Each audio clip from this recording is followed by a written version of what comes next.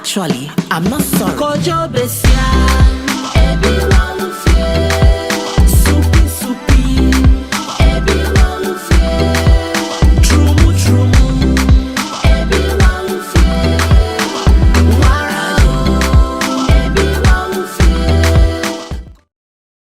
When I'm in the sky, it's like my most calming place. That's where I'm zen. That's where I'm at home.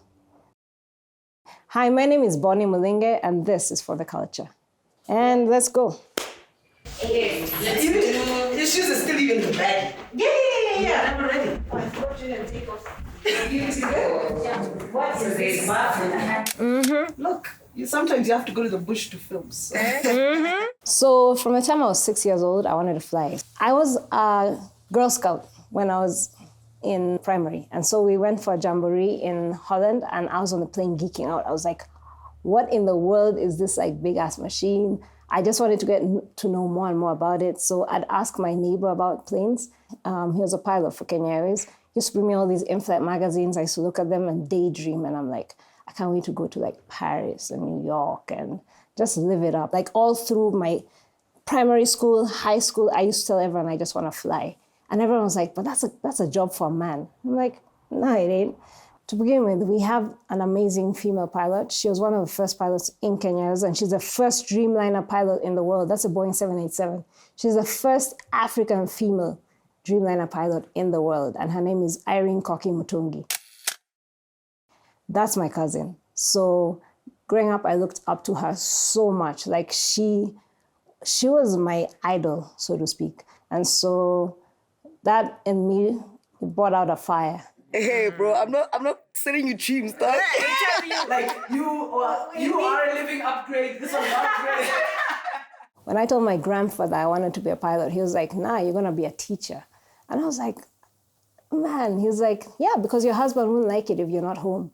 And my mom just thought like I'd grow out of it, because I also said I want to be an architect, I want to be, but pilot was always top of my list. So even after high school, you have to write to the uni that you want to go to. And I never wrote to any uni. I was like, I'm dead set on being a pilot. And so one of my biggest supporters was my mom. Without my mom, I would not be here today. Like, she believed in my dream. I was 17. Can you imagine sending your 17-year-old? You can barely trust them to drive. She trusted me to go and fly a plane. It's actually because I put gel on top, so I think it's dried. Yeah. Don't forget I have makeup on. Oh. I did my private pilot license through my mom. And that propelled me on now to get my scholarship with Kenya Airways. So I was a cadet pilot. And even at the cadet program, I had another pilot with me, a female pilot. And so we'd egg each other on. We had exams to go through. We had flying school tests. And I started to learn about like the narrow body planes, which is like the Boeing 737, the Airbus 320, and then the wide body planes, which is like the Boeing 787 Dreamliner. We also have the Boeing 777. Like, those are the big boy toys, you know what I speak? Like, all the big girl toys, so to speak. So all of this knowledge of aviation, it doesn't come like overnight. So you go to school, you go to the airports, you actually experience them, and you get to even learn like some engines are quieter than others. There's the turboprops, which are like the smaller planes. So they have both the turbine and the propeller. So my dream came true. And by 21, I was a pilot. So commercial pilot, from a flying school in South Africa straight onto the Boeing 737. Man, I was living. Love what you do what you love. I'm about to head out. Peace. Thank you for kicking with me, rocking with me. Outrage that have been sparked against LGBTQ. I've been flying for 16 years. So I've been to Africa, Asia, Europe, Australia. I've been to New Zealand. I've been to the Americas. I've been to North, East, Southwest. I've been all over the world. And it's crazy. From the minute, like, you guys are chilling, you're getting your champagne, we're in the flight deck, we're planning out the route, we're planning out how we're going to depart from the airport, from taxiing. So you speak to ATC, you're like, then they give you a taxi route, and you have to follow that. Otherwise, you can get lost even on the terminal. I've seen places where people take off on the taxiway. So you have to be extra vigilant, even on ground. Don't think we're just chilling. So from there, you're talking to ATC. Then you should not cross onto the runway until you get the clearance. So you get the clearance, you make sure you've both heard it. And that's why there are two pilots, especially on the Boeings and the Airbuses. So you're both checking each other. Once you line up, you take off, you switch from tower, now you go to radar. So that's a different ATC. Now they see you on their screen. From there, you climb. As you're cruising, if you leave the Kenyan border, now let's say you go to Uganda or you go now south to Tanzania or north, like you're going towards Ethiopia, you switch over to the frequency for that country. As we get lighter, you want to climb to a higher level because there your speed increases as well. And you have more fuel efficiency the higher you go because the air is less dense, so you lose less fuel. So all these things you're calculating, how much fuel you have left, you're making sure you have enough for your alternate when you get to your destination. Planning, we also have to plan for the descent. You have to know how far you're from the airfield. You have to know what arrival you're gonna do to land on which runway. Different airports, like Amsterdam has 10 runways. It's crazy. If there's terrain in the area, you have to talk about it. You have to talk about what if we have to drift down if there's an engine failure? What do we have to do in case of a decompression? So there's always banter in the flight deck. Then we talk about our lives, talk about our partners. Nice. All right, there we go. They're doing everything.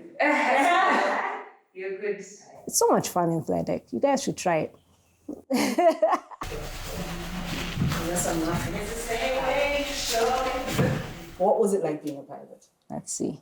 So being a female pilot, it's been interesting. Like initially, the first thing that happens is that when you come in, most of the guys take you under their wing. They feel like you're this little bird who needs nurturing. And so what ends up happening is they give you a lot of insight and tips. And they're like, don't be scared. And I'm like, why would I be scared? Like, this is my home, my dream. Like, I've always wanted to do this. Some of the captains will even look at you and be like, do you want to come to my room later?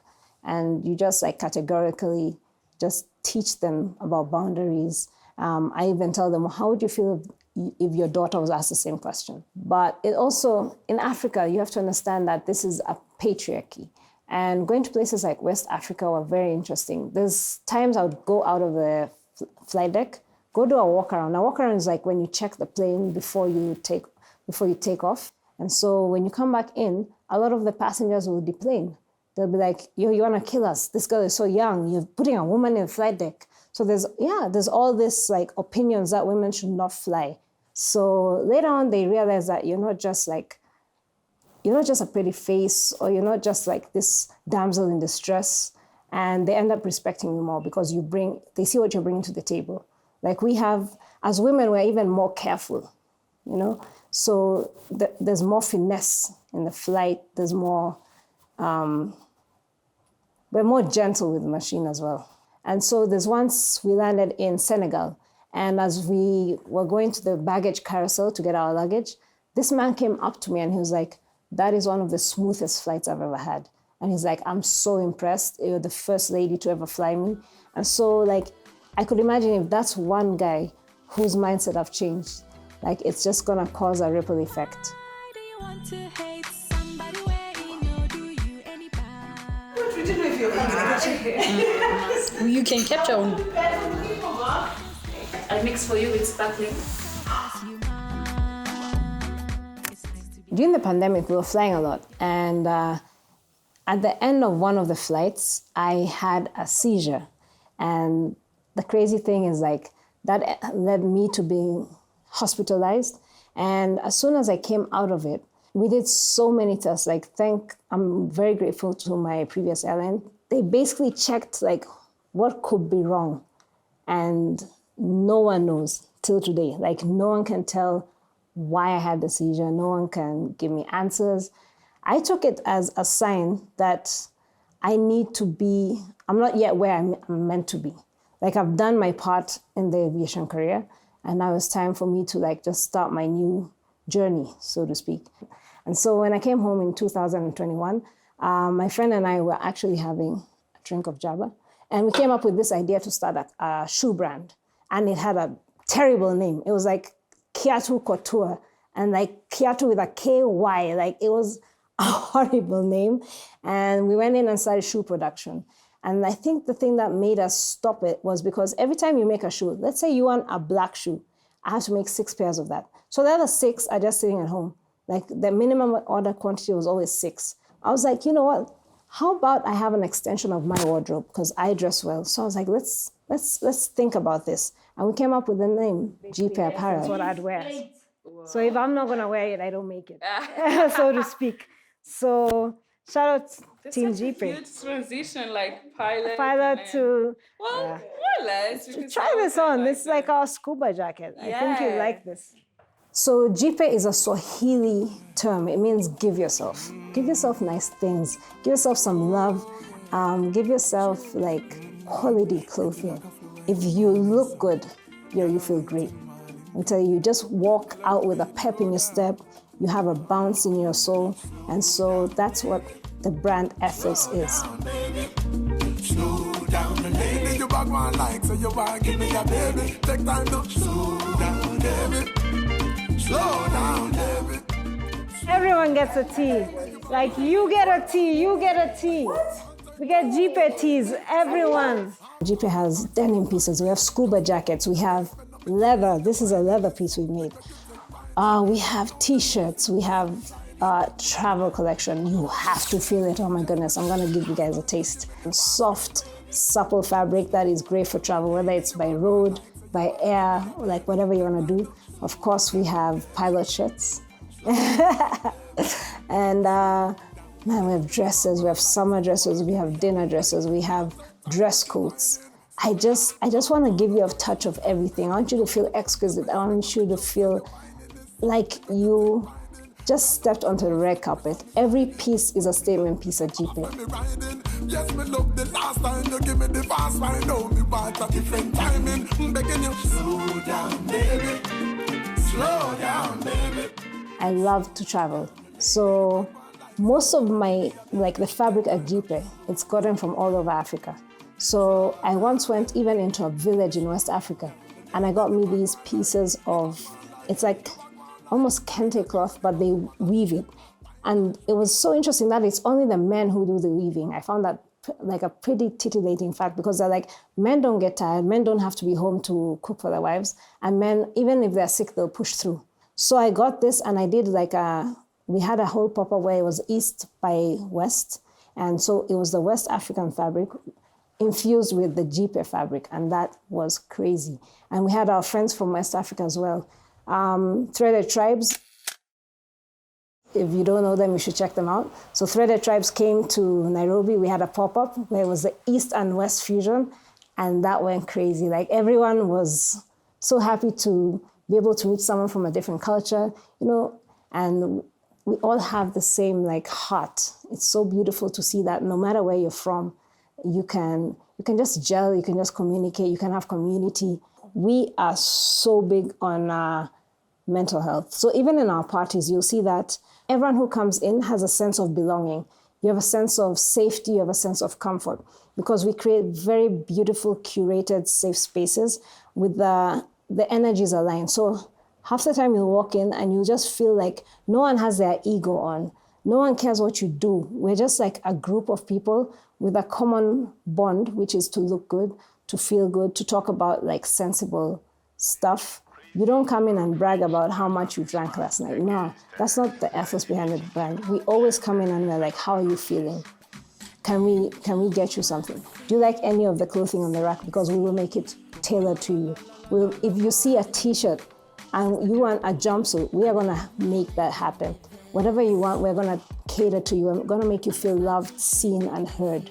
So Jipe is comforting. Jipe is giving yourself, and we are giving our community exactly what they want every single time. So, Karibu Jipe. That means welcome to Jipe. Karibu. Actually, I'm not sorry.